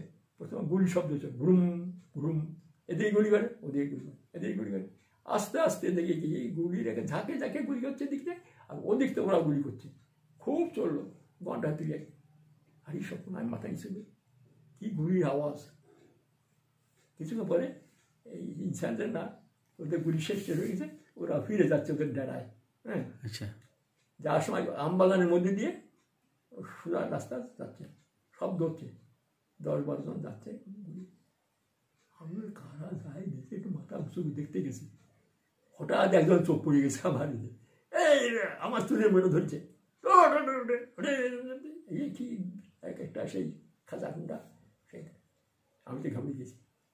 ঠাকুর, তুমি কে, এখানে কোথায় কোথায় আছে, ধরো। তারপরে আমি তো আমার মতো বলছি, মানে বাংলা ওই বাংলা ভাষায় বলছি। ওরা আমার পকেটে তখন ঠাকুরের ফটো ছিল, ফটোটা যেটাকে পকেটে গিয়েছে, পকেটে গিয়ে টাকা ছিল, আর একটা ঝুড়ির মধ্যে হরেন্দা বললো কিছু ওষুধ নিয়ে আসতে পারে। এই ওষুধের নিয়েছে, আর কি আছে দেখি। এই ব্যাগ খুলে দেখলো জামা কাপড়, ওরা নিজের বলে টলে নিয়ে চলো, এর কাছে আমাদের বিদায় নেয়। আচ্ছা, হ্যাঁ, আমাকে তো একেবারে ধাক্কা মারতে মারতে নিয়ে সেই পাহাড়ের উপর দিয়ে উঠে উঠে উঠে নিয়েছে, নিয়ে একটা বসাই দিল। বসাই দিয়ে কিছুক্ষণ করে ওরা কী জানি না, ওইগুলো নিয়ে ওদের যে লিডার তার সঙ্গে কী করতে হবে, কিছুক্ষণ করছে একটা ইসে পরে মাটির পাত্রে সেই খাওয়াচ্ছে। আর ওই শিঙি মাছের জলটা ওই কী জানি নিয়েছে, খাও। আমি খাই না, থাপ্পড় মাছ আমার, আমি না, আমি খাই না। দেখ কী বলছে কিছুক্ষণ পর, তাহলে কি ও খায় না, ওটা বাইরে খায় না, ওদের এই আসছে। হ্যাঁ, ওদের লিডার কারো মতো লোকটা, রাত্রিবেলা চোখে গগল ছিলাম, এদিকে একটা রিভলভার, এদিকে একটা, দুটো রিভলভার চালু করছে। তুমি কী করো? আমি বারবার বললাম চমসিয়া, মানে স্কুল মাস্টার। কোন স্কুল করো? আমি বললাম, চুপ করে গেলাম, বেঙ্গল একাডেমিতে চুপ করে। যে লিডারটা এ তো বাঙালি, এর নাম ঘোষাল, খুব ফেরোসাস। তখন কাগজ টাগজকে ধরার জন্য কত করছে বাংলা গভর্নমেন্ট, ওই সব করতো। এরা হচ্ছে মানে ইনসার্টেন্ট আর কি। ও একসময় ঘোষাল, একসময় আমি যে স্কুল করি ওই স্কুল ছাত্র ছিল। আচ্ছা, কিচ্ছু বললো না ওরা, এখন দীঘাও করলো স্কুল, এখন প্রিন্সিপালকে বাবা এত কথা। তারপরে যখন বার্মানে বাংলায় বলছে, বাংলা ভাষা, তাহলে আমি আর কিছু, এই ফটোটা কার, ঠাকুর কথা বললো, উনি কোথায় থাকেন, কী করেন, ওনার মিশন কী, কী কাজের জন্য করেন, উনি কেন এক জায়গায় বসে আছেন না, সব জায়গায় যেতে পারেন না কেন, মানুষের বিপদে কেন করেন না, এইসব। তারপর কী করে আমাকে সব ফেরত দিয়ে দিল। ওষুধগুলো কমিয়ে যাচ্ছে, আর আমি ডাক্তারের কাছ থেকে ডাক্তারে, তবে দেখলো যে আমার ওষুধগুলো লাগবে, এই ওষুধটা যাওয়া যাবে না, ওটার পেটিটা নিয়ে নিল। আরে বাবার কেন, আর বললো শোনো, তোমাকে আবার ওই জায়গায় রেখে আসবে, বুঝলে, সকালবেলা তুমি তোমার বসে নিয়ে যাবে। আবার আমাকে ওখান থেকে তারা নিয়ে আসলো, দুজন বন্ধুদের নিয়ে থাকো। তো ভোর এসছে, একটু পরে ভোর হয়ে যায়, আমি নিচে বলি ঠাকুর রাধার সঙ্গে ঠাকুর দেখি, ভোর হয়ে গেছে, আকাশ পরিষ্কার। কিছুক্ষণ পরে দেখি ট্রাকটা আসছে, এসে বাবু রাত্রে ঘুম হয়েছে, তোমার কষ্ট হয়নি তো? না, খুব ভালো ঘুম হয়েছে, বই টইনি। তারপরে করে তখন ওই গেট খুলে দিচ্ছে, রাস্তা দিয়ে পার যখন আসলা পরে কিছু ধরতে, ওরা গপ দিচ্ছে, জানো এই যে কি বিখ্যাত জায়গা, এখানে আসে আমাদের কী ব্যবহার, কখন মেরে দেবে, কখন কী করে, এরা ঠিক নেই। তখন আমি বললাম যে তাই তাই হরেন্দাকে গিয়ে বললাম, হরেন্দা।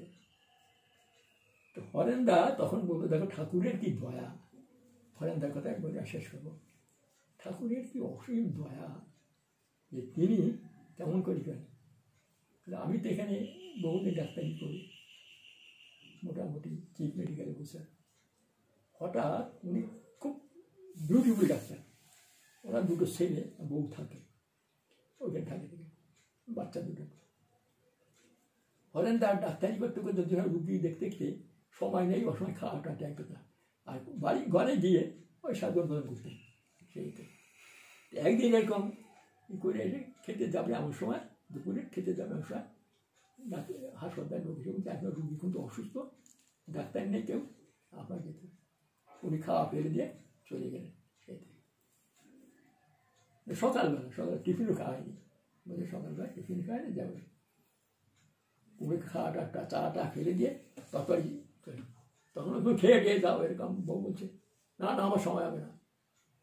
তখন বউ খুব বিরক্ত হয়ে বলছে, মানে দুঃখে। তখন এমন চাকরি যে ছেলে মেয়ে বউর দিকে লক্ষ্য নেই, এমন চাকরি না করলে হয়, ছেড়ে দিলে হয়। কি বললে তুমি? জানো আমি ডাক্তার, মানে খুব ই করি, আমি ডাক্তার, ডাক্তারের ডিউটি, তুমি আমার নিষেধ করো। ওরা বউ চুপচাপ হাসপাতালে না, তোমার এর ফল তোমাকে পেতে হবে বলে চলে গেছে। গিয়ে রুগী টুকি দেখছে, দেখে ঠিক মনটা খুব ফাঁকা। বউকে তো বললে আমি বলিনি, কেন বললাম। রাত্রে আসলো, ওনার বউ আবার সেই দুপুর খাওয়া দাওয়া হেসে হেসে কথা বুঝে গেছে। সেই রাত্রে ওনার বউ জ্বর হলো। এই জ্বর হলো, জ্বর থামে না, থামে না, একদিন দুই দিন করতে করতে করতে ওখানে ডাক্তার, ব্যান্ডেজের বড় ডাক্তার, আশেপাশে সব ডাক্তার, কিছুতেই তার রোগ দেয় না। পরীক্ষার রোগে দেখা গেল তখনকার দিনে টিবি, যক্ষা, আচ্ছা, মারণ রোগ বলতো সেই যুগে।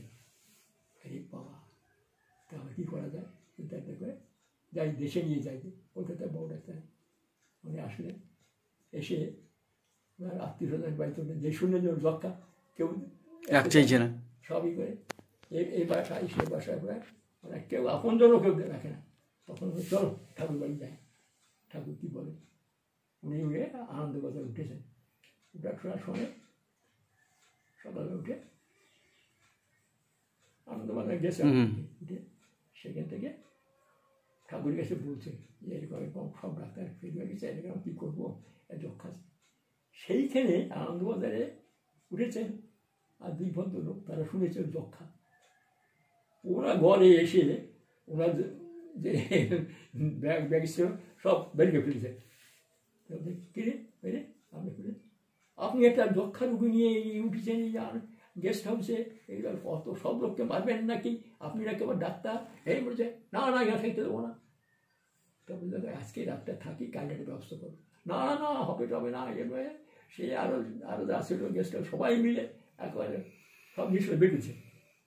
মানে বিপদ, এই রাত্রিবেলায় এই রুগীকে নিয়ে কোথায় যাবো, কী করবো, আমি আর তো ভাবে পাচ্ছি না।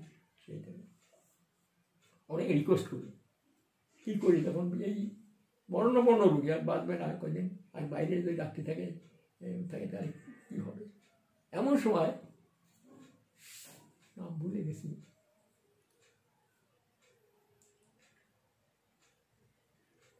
ঠাকুর তাকে পাঠাইছে, তাকে দিয়ে একটা আলাদা ঘরের ব্যবস্থা করছে। ওই যে সরকার ভবন আছে, সরকার ভবনের পাশে কতগুলো ঘর থাকে, এখনও আছে সেই ঘরগুলো, আছে কিনা জানি না। সেই ঘরগুলোতে সাধারণ লোকে থাকতো।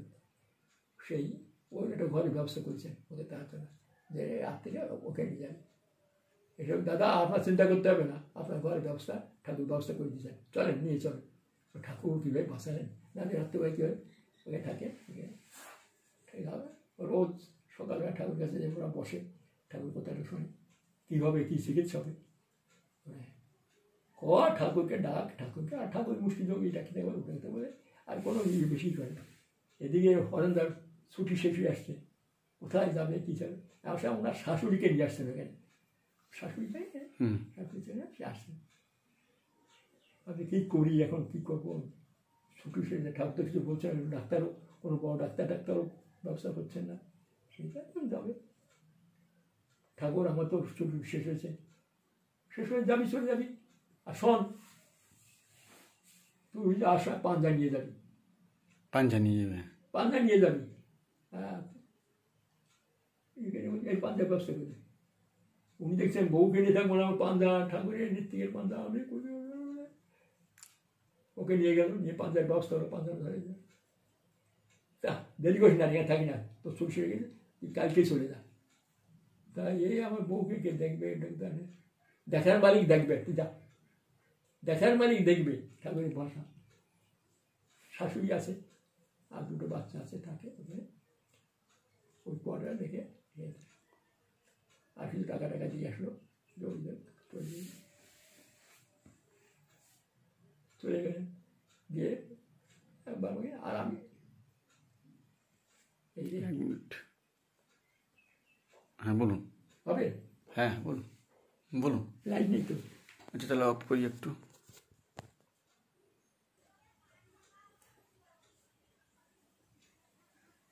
বলুন। ওরা পাঞ্জা নিয়ে উনি রেঙ্গুনে গেলেন, আমার ওখানে ছিলেন। 2 মাস রেঙ্গুন মেইন হাসপাতাল কাজ করতে আসতেন যেতেন সেই এতে।